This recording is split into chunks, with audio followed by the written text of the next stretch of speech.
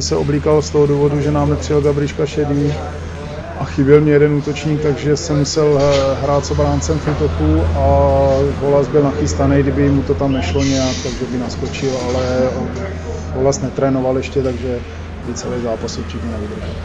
Já říkám, Holý ještě netrénoval, takže ten má zatím hrát nebude.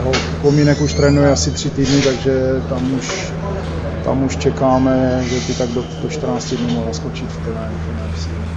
Gabriška Šedý dneska nehráli z jakého důvodu? Uvolnila je technika? No, já myslím, že uvolnila. Domluva byla, že přijedou. Dneska o 5 hodinách nebo ve 4 hodiny jsem se dozvěděl, že nepřijedou.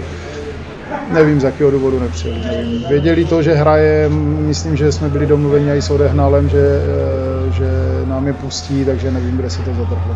Nevím, nemůžu říct. Chyb je tam dost, ale konečně dáváme i góly, je už ten 3. zápas teďka po sobě, nebo už 5. zápas, máme převahu nad tím mužstvem, co hrajeme, takže já z tohoto důvodu už doufám, že už to půjde jenom nahoru. No, já věřím, že už ty špatné časy jsou pryč, kluci začali hrají to, co chci a je vidět, že se projevuje už ta zkušenost, už jsme začali pořádně trénovat a věřím, že už to bude jenom dobrý. Soupeře, nebo spíš soupeř se definitivně srazil na začátku druhé třetiny. Z jejich pohledu přišli pozdě do hry. Jak byste třeba vnímal tady tohle vyloučení? No, já jsem byl jedině rád, protože je to chyba, která je úplně zbytečná, úplně neskutečná. Je to nejjednodušší si pohlídat přestávku, je to v pravidlech, bohužel přišli pozdě, čekali jsme na ně snad 2 minuty, takže já z tohoto důvodu pro nás dobrý. Jo, oni se tím, nechci říct, potopili, ale pak se šli věnovat víc rozhodčímu a to byla voda na náš mlýn a my jsme toho dokonale využili a rozhodli jsme zápas ve druhé třetí. Popravdě jsem od nich čekal víc, oni dobře bruslí, ale to bylo tak všechno. Já jsem čekal, že když to mužstvo loni hrálo druhou národní, neříkám, že v tomhle složení, ale prostě čekal jsem od nich daleko víc, ale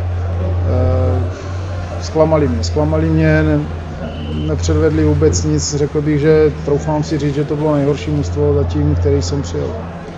Tak vy jste se k tomu týmu připojil později, už to vypadá, že jste to tréninkový manko dohnal úplně bez problémů. No, to si ještě nemyslím, ale myslím si, že ještě měsíc to bude trvat, ale už je to trošku lepší, přeci jenom jsem rok a půl nestál na bruslích, takže je to ještě furt znát, ještě furt mě tak měsíc chybí. Ale spoluhráče znáte už z dřívějšího působení, nebo aspoň většinu, takže v tom určitě není problém. Ne, určitě ne. Vlastně s Adamem a s Vesou jsem hrával, takže tam problém určitě není. Spíš problém je ve mně samotným zatím, bych řekl. Jsou tady určitě dobrý manšafty, ale je to spousta mladých kluků, takže se celkem bruslí. Určitě ten rozdíl je primárně v té taktice, že je to takový moc ulitaný a moc lidí si nedrží své místa. A je prostě vidět, že se trénuje daleko méně než v těch ostatních soutěžích. Chyby jsou pořád, já vím tady od kluků, že se začalo trošku později a myslím, že teďka teprve to dostává tu pravou tvář, ta hra, že teďka teprve to nacvičujeme a že se to pomalu lepší, že začínáme o sobě vědět a víme, co máme hrát a není to samozřejmě jenom o střílení gólů, ale především o bránění a celým tomu systému. No, já musím se zeptat, jakožto bývalého kapitána Blanska, jak se těšíte na derby, který bude za chvíli? Jo, určitě se těším moc. Sice už v Blansku nehraje moc lidí, s kterými jsem tam hrával, ale v podstatě pro mě je to jako kdyby domácí stadion, takže se určitě těším.